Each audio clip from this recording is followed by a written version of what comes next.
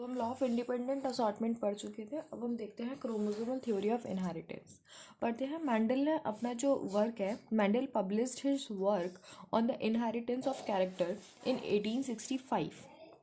कब पब्लिश किया? 1865 में। बट फॉर सेवरल रीजन्स, बहुत सारे ऐसे रीजन्स थे जिनकी वजह से जो मेंडल का काम था टिल 1900, जब वो मर गए उसके बाद उनका काम रिकॉग्नाइज किया गया। ठीक है, तब तक उनका काम रिकॉग्नाइज ही नहीं किया गया। पुरानी मैगजीन्स में कहीं छाप दिया था उन्होंने, और वो उनके काम को किसी ने इतना ध्यान ही नहीं दिया उनके काम पे। ठीक है, क्यों नहीं हुआ ऐसा? क्योंकि कम्युनिकेशन वॉज नॉट ईजी। उस टाइम पे कम्युनिकेशन इतना ईजी नहीं था। तो उनके जो काम को है, एक वो पब्लिसाइज नहीं कर पाए, एडवर्टाइज नहीं कर पाए वो अपने काम को। सेकेंडली, जो कॉन्सेप्ट था जीन का या फिर फैक्टर का, जो मेंडल ने बोला था कुछ तो है जो पेरेंट से प्रोजेनी में जा रहा है, स्टेबल है, डिस्क्रीट, मतलब हम उसको छू नहीं सकते हैं, that control the expression of trait. उसकी वजह से एक्सप्रेशन, कोई भी ट्रेट जो है वो खुद को एक्सप्रेस कर पा रहा है।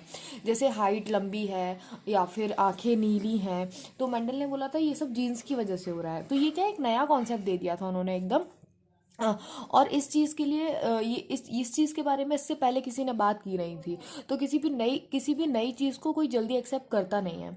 तो वही बोल रहे हैं। Secondly, his concept of gene और factor in the Mendel's word में जीन को क्या बोला था उसने? फैक्टर्स बोला था। As a stable discrete unit that control the expression of trait and of the pair of allele के लिए उसने क्या बोला था कि वो ब्लेंड नहीं करते हैं with each other, was not accepted by his contemporaries. जो मतलब जो उसके कलीग्स थे उन्होंने ही इस चीज़ को एक्सेप्ट नहीं किया। ठीक है, क्यों नहीं एक्सेप्ट किया? क्योंकि वो बोल रहा था कुछ तो स्टेबल है, अनचेंज्ड पास हो रहा है पेरेंट से प्रोजेनी में। पर उन्होंने बोला कि अनचेंज्ड पास हो रहा है तो फिर वेरिएशंस कैसे दिख रहे हैं? आज हमें पता है कि रिकॉम्बिनेशन हो जाता है, इस वजह से वेरिएशंस आते हैं, बट उस टाइम पे नहीं पता था। तो उन्होंने यही क्वेश्चन उठाया कि हमें वेरिएशंस देखने मिल रहे हैं, तो वेरिएशंस कैसे देखने मिल रहे हैं यदि कोई कुछ चीज़ स्टेबली पास हो रही है तो।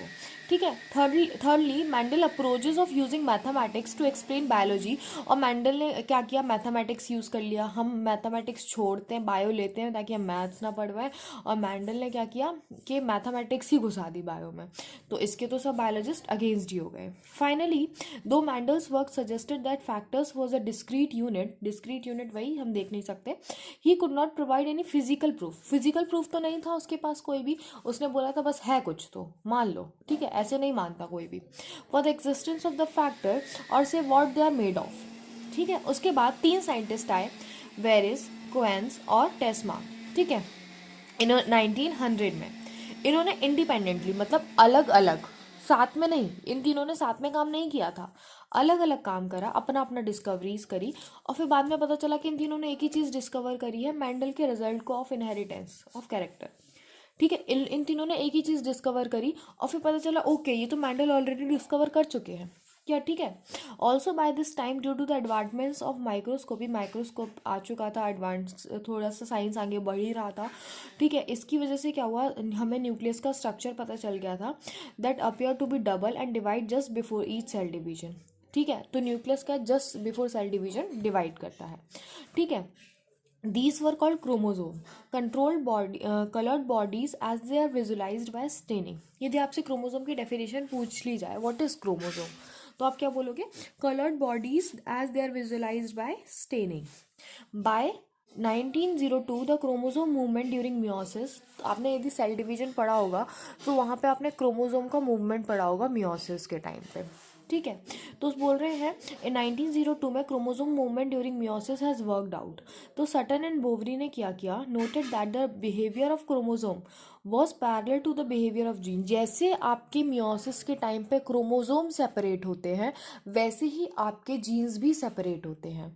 फिर बाद में पता चला ओके क्रोमोसोम के ऊपर ही जीन्स प्रेजेंट होते हैं। यही आपकी क्रोमोसोमल थ्योरी ऑफ इनहेरिटेंस। पढ़ लेते हैं एक बारी। सटन एंड बोवरी ने दिया था, सबसे पहले तो आपको ये पता होना चाहिए।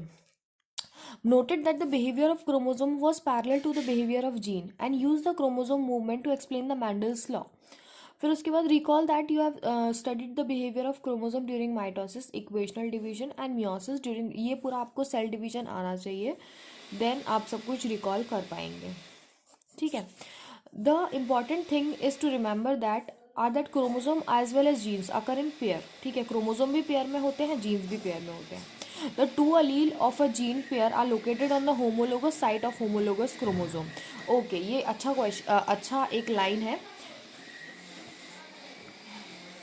जो आपका, मैं आपको अभी तक बता रही थी, अलील अलील अलील, जैसे कैपिटल टी स्मॉल टी, तो ये क्या है, ये आपके अलील हैं एक जीन के लिए, ठीक है, टॉलनेस के लिए ये दो आपके अलील हैं, ठीक है। तो ये जो है, ये जो अलील्स होते हैं, ठीक है, अलील ऑफ अ जीन पेयर, ये लोकेटेड कहाँ होते हैं, homologous site of homologous chromosome, ठीक है। होमोलोगस क्रोमोसोम जैसे ये आपका एक,